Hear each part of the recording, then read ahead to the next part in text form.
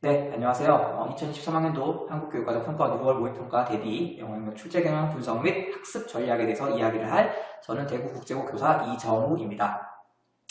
네, 바쁘신 가운데 6월 모의평가 치르시느라 굉장히 고생이 많으셨습니다. 시험을 친다는 건 굉장히 좀 힘든 일인 것 같아요. 평소에 그 중간고사, 기말고사 이런 거는 이제 한 50분 정도밖에 안 되는데 전국연합이라든지 평가 모의고사 같은 경우는 이제 여러분이 훨씬 더 긴 시간 동안 듣기까지 들어가면서 문제를 풀어야 하잖아요. 그리고 지금 출제 경향이 바뀌게 되면서 여러분들이 완전히 새로운 지문을 시험 때 읽게 되다 보니 평소에 이렇게 실전 모의고사 연습을 많이 하지 않으면 문제를 푸는 것 자체도 굉장히 좀 힘들었을 것 같아요. 아직까지 시간이 많으니까 그래도 차근차근 실전 모의고사 감각 익혀가면은 여러분 원하는 성적 반드시 받을 수 있을 거라고 선생님 생각을 하고요. 어떻게 해야지 이제 좀 더 영어를 더 효율적으로 대비를 할 수 있을까? 그리고 9월 모의평가를 대비하고 나아가서 수능을 잘 치를 수 있을까에 대해 가지고 선생님이 몇 가지 분석 자료와 함께 이야기를 하는 시간을 마련해 보았습니다. 네, 먼저 올해 육모 출제 경향 자체를 좀 분석을 좀 해드리려고 해요. 사실 전반적으로 뉴스 기사를 보거나 하면은 작년 수능보다는 조금 쉬운 편이고 작년 6월 모의평가보다는 조금 많이 쉬운 편이다라고 이야기가 나와 있어요. 실제로 난이도도 풀어보면은 조금 무난했다라는 느낌이 드는데 그렇다고 해도 재학생들에게는 결코 좀 쉽지 않았지 않나. 왜냐면 새로운 지문을 보는 거니까요. 수능 특강이라든지 수능 영어 독해 연습은 많이 이제 받겠지만 그리고 그걸 보는 것 자체가 이제 매번 새로운 지문을 연습하는 거라서 이번 6월 모의평가 대비하는데 큰 도움이 되었겠지만 또 주어진 시간 안에 완전 새로운 지문을 받아서 푼다는 건 또 다른 느낌이거든요. 그래서 조금 부담은 있지 않았나 생각이 들고요. 제가 여러 통계사를 좀 분석을 해봤어요. 그래서 시험을 어떻게 대비하는 게 좀 좋을지 선생님 생각을 좀 전달을 해드리도록 하겠습니다. 여기 보면은 지금 6월 모의평가, 작년 6월 모의평가, 올해 6월 모의평가에 단어 수를 분석을 했어요. 이건 듣기고요. 밑에는 읽기인데 그냥 학생 여러분들은 이러한 단어 수 자체에 큰 의미를 부여할 필요는 없고 선생님은 분석한 입장이니까 이렇게 확인을 잘 해보거든요. 영어라는 것 자체가 그 난이도를 결정하는 게 단어 수만 있는 건 아니지만 여러분이 처리해야 될 정보가 많다는 게 충분히 부담으로 다가올 수 있고 가끔은 이제 읽을 내용이 많다는 것 자체가 더 많은 정보를 준다는 걸 의미하기도 하지만 가끔은 여러분들을 혼란스럽게 만드는 내용들이 추가되는 걸로 볼 수도 있거든요. 물론 읽는 시간 자체가 늘어나서 시간 한 배를 놓치게 되어서 이제 시험에 점수가 떨어지게 하는 요인도 될 수 있고요. 되게 인상 깊었던 거는 81국 단어밖에 안 된다고 생각할 수 있겠지만 실질적으로 봤을 때는 굉장히 많이 단어가 좀 준 거거든요. 듣기에서는. 듣기에서는 어휘가 줄었던 반면에 읽기에서는 어휘가 상당히 늘었습니다. 그래서 듣기 시간에 좀 더 전략적으로 접근할 필요가 있을 것 같아요. 물론 이제 이번 시험만 그런 것인지 앞으로 이런 경향이 그런 것인지는 알 수 없지만 듣기를 좀 이렇게 들으면서 좀 읽기 지문도 좀 전략적으로 이렇게 한 번씩 체크해보는 이런 전략들 실전 모의고사 감각을 익히면서 함께 하는 게 어떨까라는 생각이 전 좀 있고요.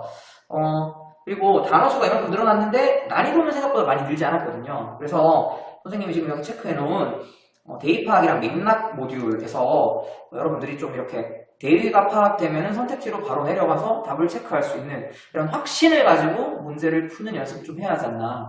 근데 이런 확신은 여러분이 평소에 문제를 많이 읽지 않고 자기 자신의 읽기 역량에 대해서 믿음이 없으면은 18번, 19번 문제라고 하더라도 한 두세 문장 읽고 답이 이거인 것 같은데 생각이 들어도 답 체크하기가 좀 부담이 돼요. 왜냐면은 혹시나 내가 이걸 놓치지 않았을까? 뭔가 잘못 읽은 게 아닐까라는 생각이 드는 거죠. 스스로의 읽기 역량에 의구심이 생기는 거예요. 그러면은 정답을 바로 체크하지 못하고 거기서 다시 시간 소모가 생기는 거거든요. 그래서 평소에 꾸준히 읽는 게 되게 중요하다는 게 여러분들 자존감과 직결되어 있습니다. 자존감이라는 게 이제 일반적인 자존감도 있지만 특정한 일에 관련된 자존감도 있거든요. 특정한 일, 그러니까 영어 읽기 자체에 대한 여러분의 그 자신감 이게 평소에 조금씩 문제를 풀었던 기억으로부터 나오는 거예요. 그래서 되게 많은 양의 문제를 이제 단기간에 푸는 것보다는 새로운 지문을 계속 이렇게 마주하는 그런 연습을 하는 것이 굉장히 중요한 것 같습니다. 그래서 일단 되도록이면 또 사람이 그 집중력도 이게 소비되는 영역이다 보니까 풀세트로 여러분이 계속 좀 접할 수 있는 이런 계기를 풀세트가 안 되면 하프세트라도 접할 수 있는 이런 시간을 좀 만들면 어떨까 생각이 좀 많이 들고요. 선생님이 좀 주목하고 싶은 거는 주제가 요즘 점점 더 길어지는 것 같아요. 보통은 이제 제목 문제가 선택지가 좀 추상적이어서 3점을 달고 나가는 경우가 많았는데 최근에는 주제가 이렇게 3점을 달고 설명문인데 여러분이 평소에 접하지 못한 내용이 그걸 설명하는 이제 어떤 설명을 하는 내용들, 이런 것들이 학생들 입장에서는 굉장히 생소하고 주제를 잡기가 쉽지 않은 문제거든요. 근데 상위권 친구들은 굉장히 또 이것도 잘 풀어요. 그래서 변별력 좋은 문제가 되기도 해서 주제랑 제목을 이제 푸는 것, 즉 단락의 주제와 요지를 포함하는 게 무엇보다 중요하다는 걸 여러분 지금 이 시점에서 꼭 좀 강조를 하고 싶고요. 단락을 읽고 이 단락의 주제가 무엇인지를 파악하는 역량이 더욱더 중요하다고 이야기를 할 수 있겠습니다. 네, 변화된 EBS 연계 방식이 굉장히 중요한 게 간접 연계가 되면서 EBS 지문과 수능 문제의 직접적인 관련성은 많이 줄었어요. 그러니까 EBS 교재는 여러분들이 새로운 지문을 만났을 때 어떻게 대처해야 하는가를 모듈별로 연습할 수 있게 해주는 좋은 연습 수단이 되었고요. 실제 시험장에서는 여러분 좀 더 전략적으로 문제를 읽어내는 실전적 감각을 함께 가져가는 게 필요하게 바뀌었습니다. 이 지문 기억하시는지 모르겠지만 일단 핵심적인 내용은 일을 그냥 오래만 하는, 그러니까 효과적으로 하는 게 아니라 오래 하기만 하는 것에 대한 좀 비판적인 내용이 그렸던 것 같아요.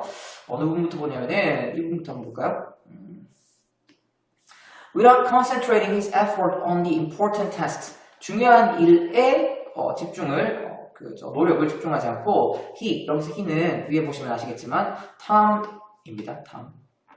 He often never completed them. 그걸 끝내지 못했대요. He was busy doing too many things. 너무 많은 것을 한다고 바빴고 in the wrong order. 그걸 잘못된 순서대로 하고 있었대요. 그래서 찰리는 left the office each night thinking. 사무실을 떠나면서 매번 이렇게 생각을 했다네요. There's Tom. 톰이 있는데 working long and long. 오래만 일하고 instead of working long and hard.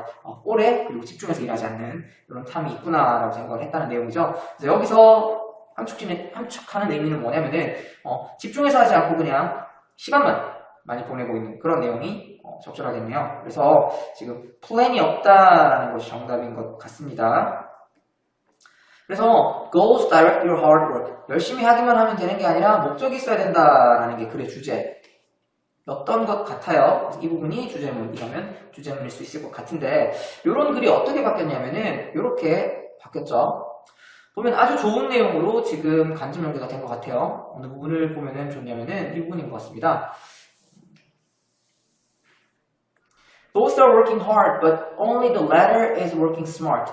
열심히 하는 게 중요한 게 아니라 현명하게 일을 해야 된다는 거죠. 현명하게 일을 한다는 건 결국 어떤 것이냐 해서 아까는 이제 goal이 중요하다고 했는데 여기서는 goal이 아니라 goal과 유사하게 쓰이고 있네요.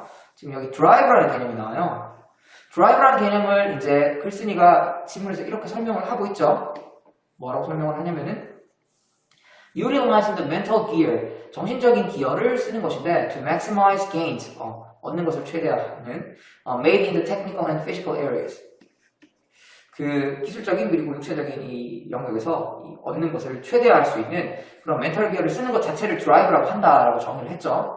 그리고 뒤에 이 드라이브 이야기가 계속 나오는 거죠. 이 드라이브가 결국에는 스마트하게 일을 할 수 있는 요인이 되는 건데 선택지에 내려가면은 이 드라이브가 결국은 어떻게 표현이 되고 있냐면은 정신적 추진력이라는 표현으로 나와 있네요. 그래서 결국 현명하게 무언가 하는 것이 중요하다라는 측면에서 이 글과 이 글이 이제 연계가 되어 있는 거죠. 그런데 이 간접 연계라는 것이 이 연계 상황을 이제 두 지문을 두고 비교를 해야지 사실 느낄 수가 있어요. 시험장에서 이 문제를 보면서 이게 간접 연계 되었구나라고 생각하고 문제를 푸는 친구는 없을 것 같아요.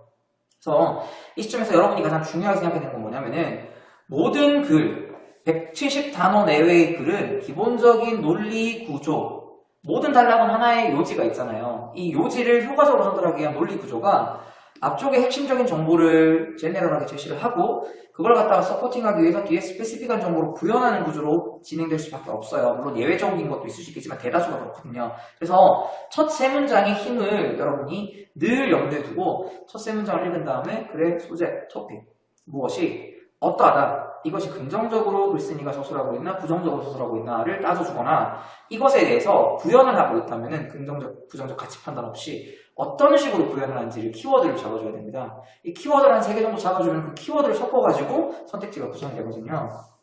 그래서 새로운 글을 봤을 때 어떻게 전략적으로 빨리 핵심 요지를 파악할 것이냐가 여러분 지금 집중적으로 연습하셔야 되는 내용이에요.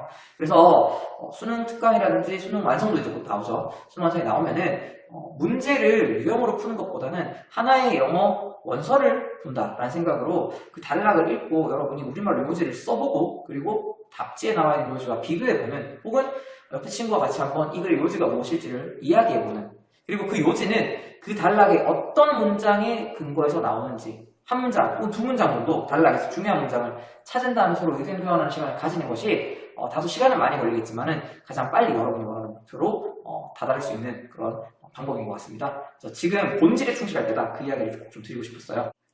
네, 6월 모의평가 21번 같이 한번 살펴보도록 하겠습니다. 21번을 살펴보는 이유는 그 1등급 학생들을 기준으로 정답률을 측정했을 때도 더더욱 그렇고 전체 정답률을 봤을 때도 그렇고 한 50% 정도 나오는 상당히 난이도가 높은 문제예요. 그리고 아까 1등급 학생들 기준으로 한 정답률 얘기 잠깐 했는데 1등급 학생들도 상당히 많이 틀리는 그러니까 이 문제를 맞추고 맞추지 못하는 거에 따라 가지고 1등급과 2등급이 판별되는 그런 문항이기 때문에 같이 좀 살펴보려고 하고요.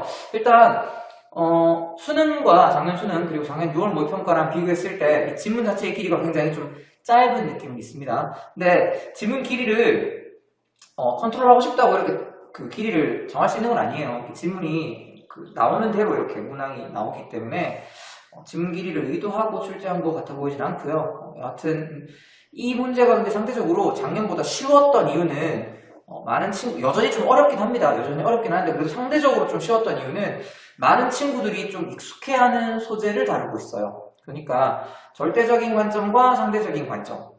우리 모두 절대적인 관점을 가지고 있는 것은 아니다. 각자의 퍼스펙티브가 하나의 트루스를 형성한다라는 식의 이러한 그 관점에 대한 질문은 영독해 연습이라든지 이런 조금 난이도 있는 교재에서는 굉장히 많이 다루고 있거든요. 그래서 읽다가 1등급에 해당되는 학생들은 어떻게 글이 전개되는지를 감을 좀 잡았을 것 같아요. 그럼에도 불구하고 문제가 좀 어려울 수 있었다면 어떤 부분 때문에 그러냐면은 이 부분 때문입니다. 지금 이 philosopher 나오는 이 문장이 어디까지 여기까지 이어지네요. 여기까지 이어지는데 이 앞에 no가 일단 있고요. 물어보는 부분 자체가 view from nowhere를 물어보고 있어요.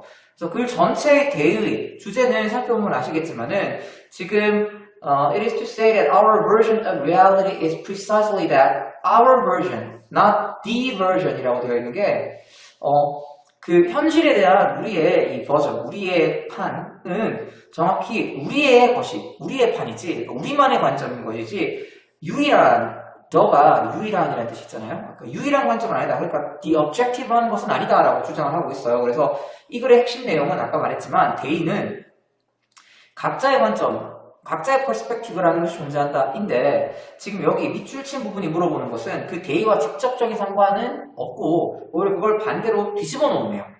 그러니까 이 no 때문에 여러 가지 약간 논리적인 프로세스가 필요한 문제가 된 거거든요.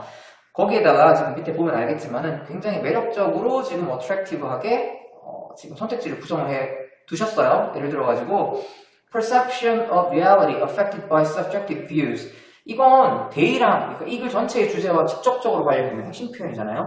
그래서 no를 놓치면 1번으로 가기가 굉장히 쉬운 문제인 거죠. 그럼에도 불구하고 이 글 자체의 소재가 1등급 친구들에게는 다 익숙한 내용이다 보니 unbiased objective view of the world로 답을 수월하게 체크를 하지 않았나 라는 생각이 드는 문제입니다. 개인적으로는 함축적 문제로 굉장히 좋은 지문을 출제를 한 것 같고요. 이 밑줄 친 부분 역시 글의 핵심 내용과 상관을 이제 글의 대의와 글의 메인 아이디어와 이제 그 신경을 같이 쓰면서 글의 이 표현에 숨은 의도가 뭔지를 좀 고민을 해봐야 되는 부분이라서 충분히 함축적인 의미를 담고 있는 것으로 보입니다. 굉장히 좋은 문제였던 것 같아요. 이 문제를 이제 맞출 수 있어야 여러분이 이제 안정적인 1등급으로 이제 들어갈 수가 있는 것이겠죠.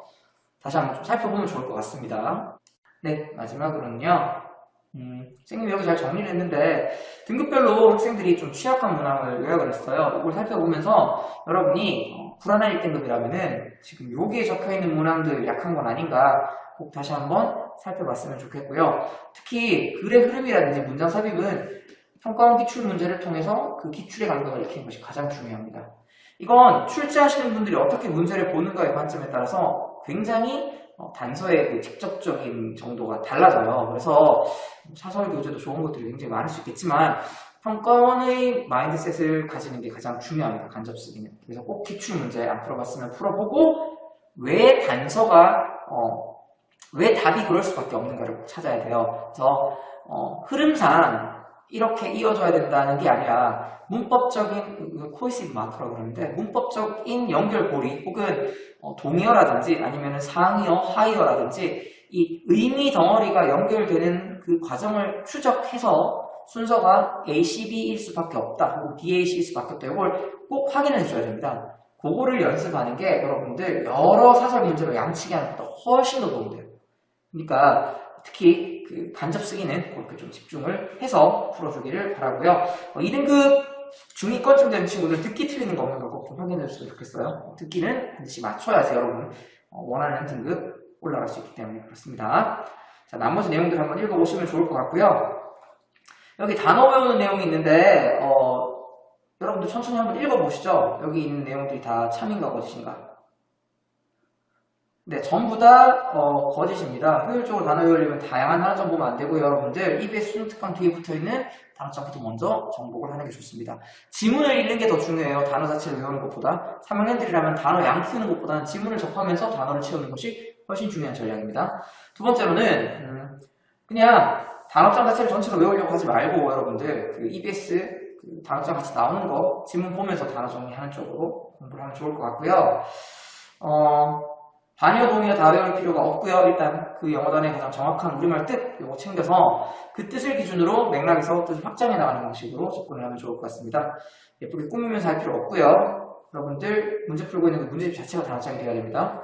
그리고 맥락을 통해서 무조건 파악할 수 있는 거 아니고요. 기본적인 어휘는 여러분들 꼭 외워주고 있어야 돼요. 그래서 동사, 형용사 새로운 거 나오면은 그때 바로 외우도록 하세요. 여러분들 그거 미뤄두면은 다음번에 다시 나올 때까지 여러분 안 외울 거잖아요. 그죠? 그러니까 새로운 동사, 형용사 나오면은 그 자리에서 빨리 입으로 중얼중얼 거리는 거예요. manifest가 나왔다. manifest가 나타나다라는 뜻이다. manifest 나타나다. manifest 나타나다. 이런 식으로 입으로 빨리 중얼중얼 거리면은 다음번에 manifest 봤을 때 뜻이 조금이라도 생각이 납니다. 그런 식으로 그 자리에서 단어를 처리를 해야 된다는 이야기를 좀 드리고 싶어요. 여기 나온 순서도 보면서 여러분들 발음을 기준으로 단어를 좀 외웠으면 좋겠고 선생님이 이야기한 내용들이 여기 잘 적혀 있으니까 꼼꼼히 읽으면서 어휘 내공 쌓고 단락은 새로운 글을 본다, 원서를 본다는 마음으로 요지를 우리말로 써보는 연습 꼼꼼히 해서 고등모의 평가 그리고 더 나아가서 수능에서 좋은 성적 거둘 수 있으면 좋겠습니다. 네, 지금까지 이정호 선생님이었습니다. 고맙습니다.